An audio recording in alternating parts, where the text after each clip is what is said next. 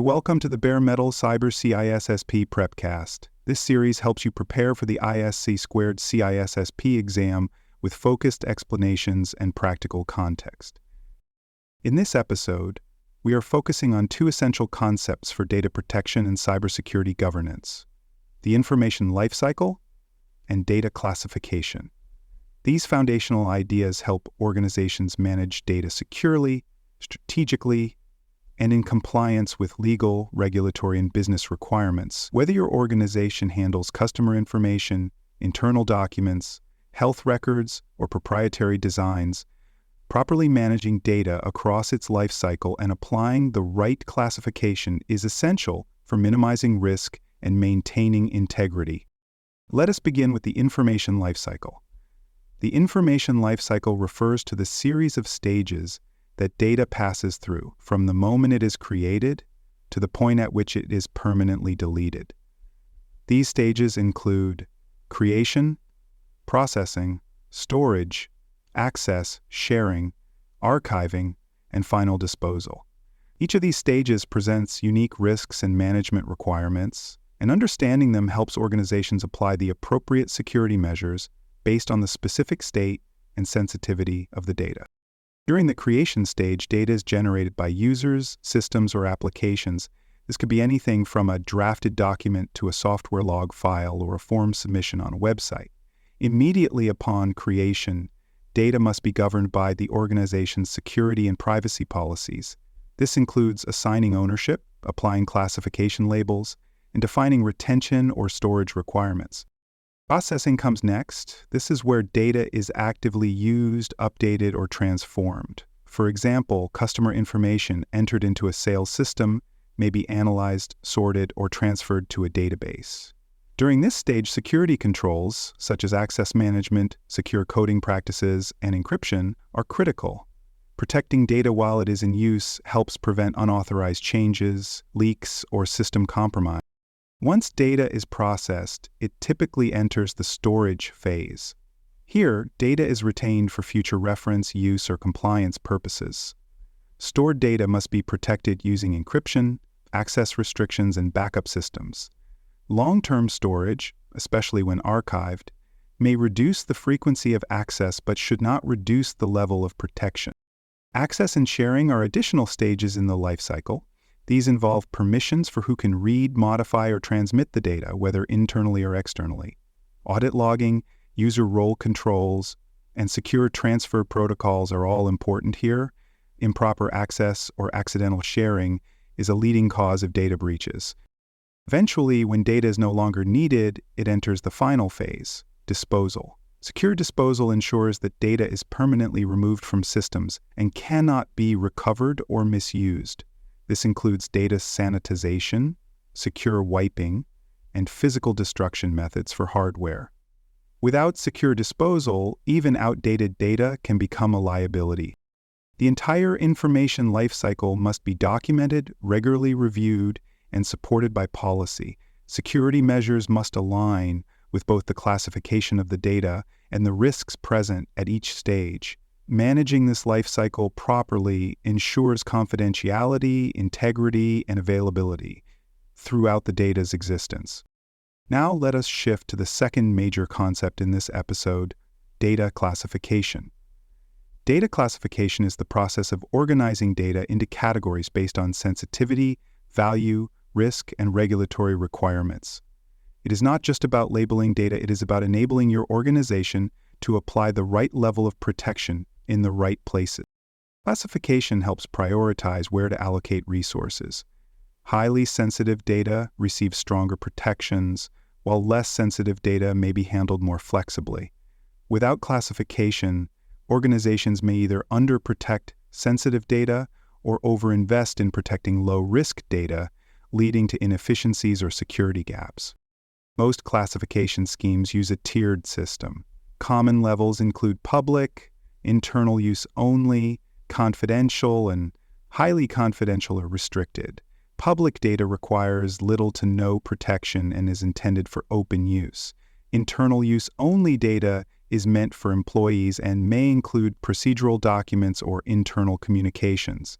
Confidential data might include customer records, financial data, or intellectual property. Highly confidential or restricted data could include trade secrets, security credentials, or data subject to strict legal or regulatory protection, such as health records or government information. Clear labeling is essential. When data is labeled accurately and consistently, employees can make informed decisions about how to handle it. This includes how to share it, where to store it, who can access it, and how long to retain it. Labels can be visual, such as headers or watermarks, or embedded into digital file properties using metadata. Classification also supports incident response. When a data breach occurs, knowing the classification level helps security teams assess the potential impact and determine the urgency of the response. It also helps fulfill regulatory reporting requirements, which often depend on the sensitivity of the data involved. For classification to work effectively, it must be implemented as part of a system. This brings us to the process of implementing a data classification system.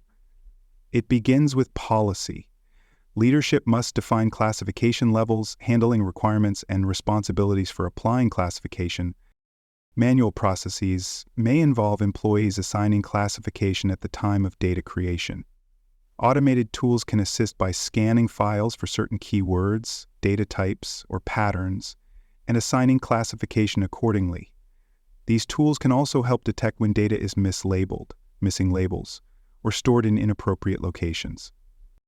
Training is essential. Employees must know how to recognize different classification levels, understand the implications of mishandling classified data, and know what actions to take for each category. Without proper training, even a well-designed classification system will fall short in practice. Audits help verify that classification policies are followed and remain effective. Regular assessments can identify misclassified data, inappropriate storage, or violations of handling procedures. These insights guide policy updates and additional training. Classification is not a one-time event. As data evolves or its context changes, so might its classification. For example, a project plan marked internal may become confidential after it is finalized and linked to strategic decisions. Reviewing and refining classification over time ensures that protections remain appropriate and up to date. For more cyber-related content and books, please check out cyberauthor.me. Also, there are other podcasts on cybersecurity and more at baremetalcyber.com. Let us now turn back to security controls across the information lifecycle. Each stage introduces different risks and therefore demands different controls. At the creation and processing stage, controls include encryption in transit, secure coding practices, input validation, and restricted access. Ensuring that only authorized users can generate or modify data protects integrity and prevents unauthorized insertion or tampering.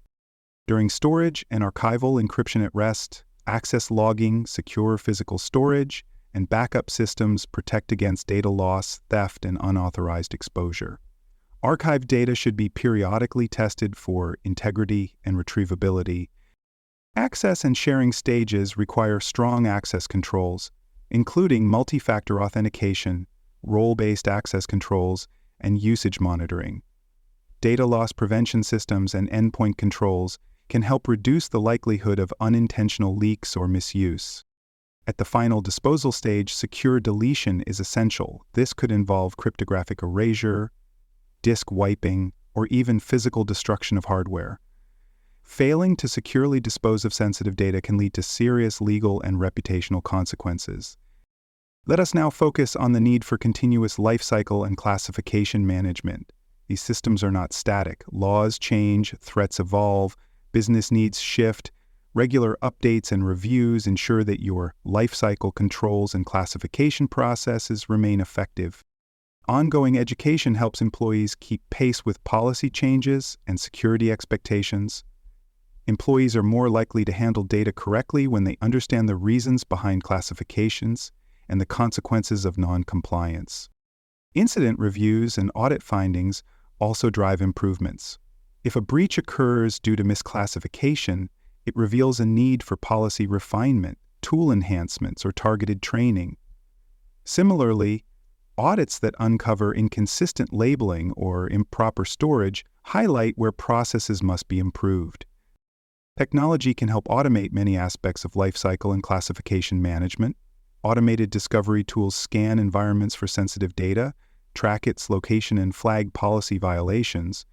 Classification engines apply consistent labels and adapt to changing data contexts. These tools enhance visibility, reduce manual effort, and improve accuracy. Most importantly, organizations must adopt a proactive mindset. Waiting for an incident to reveal weaknesses in lifecycle or classification management is reactive and costly.